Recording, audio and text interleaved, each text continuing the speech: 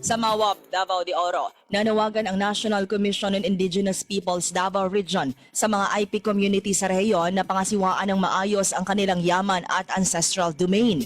Sa ginanap na Indigenous Peoples Day, sinabi ni NCIP 11 Regional Director Jerosenio Aguio na tinutulungan ng kanyang ahensya ang mga IP na pangalagaan ng maayos ang kanilang lupang ninuno. Pero kailangan nila ang suporta ng lahat ng tribo sa bagay na ito. Sa Tandag City, Surigao del Sur, nagpatupad ng modified class schedules sa lahat ng mga paaralan, elementary at high school, public at private dahil sa mataas na heat index sa lungsod.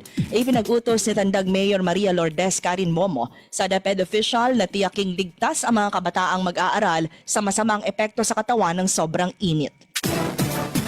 Sa Malangas, Zamboanga, Sibugay, nakumpiska ng PNP ang mahigit 1.2 million pesos na halaga ng smuggled cigarettes sa ikinasang operasyon sa Barangay Poblasyon. Ang mga nakumpiskang 40 kahon ng imported cigarettes ay dadalhin sana sa Lanao del Sur at Maguindanao del Norte ng matunto ng mga otoridad. Isang suspect ang naaresto ng PNP.